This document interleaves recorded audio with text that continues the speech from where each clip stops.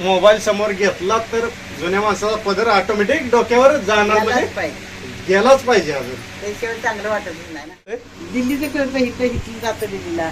दिल्लीचं कळतं इथं इथलं जातो दिल्लीला. दिल्लीला जातो का मोबाईल मुळे याड लागले ना माणसाला. मोबाईल मुळे नव लहान पोर असलं तर त्याच्या हातात ठेव आहे का. बघितलं का. लहान पोर असलं तरी पण ती मोबाईलच्या हातात. आता एवढी माणसं एवढ्या वर्षानं आपण जुनी माणसं भेटले आपण बोलाय सोडून आपण आता मोबाईल मध्ये बघत आहे का. आणि जुन्या माणसाचं एवढं महत्व आहे की जेव्हा कधी आपण फोटो काढायला लागलो आणि व्हिडिओ मध्ये बघायला लागलो तर त्यांचा पदर जुन्या माणसाच्या डोक्यावर जाणारच. असं नवीन माणसाचा कधी जातो का. आपण मोबाईल आणि फोटो काढायला मोबाईल समोर घेतला तर जुन्या माणसाचा पदर ऑटोमॅटिक डोक्यावर जाणार म्हणजे गेलाच पाहिजे. अजून त्याशिवाय चांगलं वाटत नाही ना. पाहिजे नाही. आणि आपली संस्कृती टिकून राहिली पाहिजे. बरोबर आहे. आता कोणालाही इथं बरं वाटत नाही. त्या डोक्यावर पदराचं अंग पण जॅम्पराचं अर्धा अंग दिसतं अर्ध कोंबडा. आता ही कशी पाश्चिमात्य संस्कृती पाश्चिमात्य म्हणजे ते पश्चिमी देशातले लोक कशी वागतात ना तशी माणसं आली. आपली जुनी माणसं जशी वागतात तशी वागते ती का. कोण नाही वागत. नाही वागत ना कोण. मग बघा हे बघा अजून इकडे का आमचं शेड बसलेलं आहे दाढीवाले शेड. नाही आजी तुम्हाला आता काय सांगायचं आपल्या संस्कृतीबद्दल काय सांगायचं. पहिली कशी माणसं होती आताची कशी माणसं. पहिली माणसं परत अर्धी माणसं आता नाही ना 4 आणि सुद्धा राहते यातलं मागल्यातलं ही वेगळं वेगळं सगळं चाललंय. पण तीच माणसाला आवडते ना. चांगलं म्हणलं तरी त्यातली कळतच नाही. हा नाही बरोबर आहे. चांगलं कशाला म्हणते ती आणि वाईट कशाला म्हणते ती. आता असं राहिलं तर आम्हासारख्याला ही चांगलं दिसतं पण ह्या पोरीसने आता ही चांगली दिसत नाही. ह्या पोरीसने आता चांगलं दिसत नाही. आता कसं कमी कपड्यामध्ये त्यासनी चांगलं वाटतं आणि पहिलं कसं तुमच्यासारखे अंग भरून कपडे घालणारे जुनी संस्कृती कशी वाटते आपली. असं जर राहिलं तर कसं चांगलं वाटतं.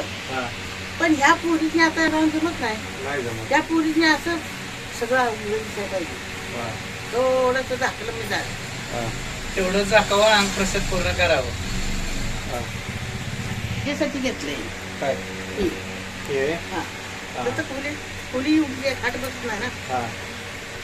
खाट बसत नाही म्हणले पोरगे ना ऑपरेशनाच्या अगोदर पायाचं झालं.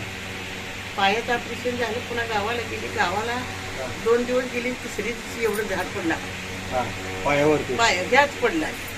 पुन्हा एवढं ऑपरेशन झाले. भरपूर मोठं ऑपरेशन झालं. आणि ही पहिलं आहे. ही आता मागणं झालं दिसून येतं की भरपूर मोठं ऑपरेशन झालं. हे जुनी माणसं आपली नवीन पक्षापेक्षा आपण जुन्यापेक्षा म्हणते ती ना काय ते जुनं ते सोनं. Old is gold. Old is gold. त्यालाच म्हणते मराठीत जुनं ते सोनं.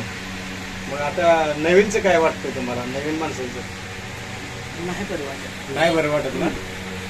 थोडक्यात बरबादी बरं वाटत नाही म्हणजे अशा गोष्टी काही कड लागत नाही ना.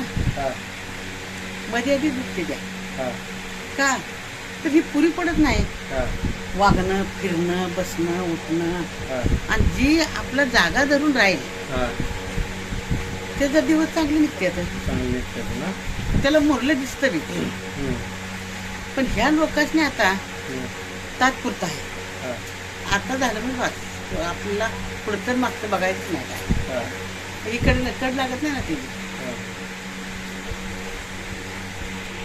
पुढं तुमचं पण व्हावं तर ओल्ड इज गोल्ड व्हावं. न्यू इज ब्रँड नाही व्हायचं आपल्याला. ओल्ड इज गोल्ड पाहिजे. गोल्ड मध्ये किंमत आहे ब्रँड मध्ये किंमत नाही. जेवढं जुनं होईल तेवढं ब्रँड वाढतं. नवीन मध्ये ब्रँड वाढून काय कामाचं नाही. पण आता तू एकट्याने चालून जमते का. ज्यांना सगळ्यांनी चालायला पाहिजे. पण तरी पण आता आहे की पण जुनं ते जुनं झालं. आता नवीन माणसं नव्या पिढीप्रमाणे चालायला लागली. ती पण आहेच की आता आता जसं मुंबईमध्ये कसं नवीन माणसे, नवीन पद्धती, नवीन नोकऱ्या, सगळं सगळं नवीन प्रमाणात चालायला लागले, ते पण बदलणं आवश्यक आहे ना. हा, बदलणं बदलावंच लागतंय, बदलावंच लागते. बरोबर आहे, तेवढं पण- बदलावंच लागतंय.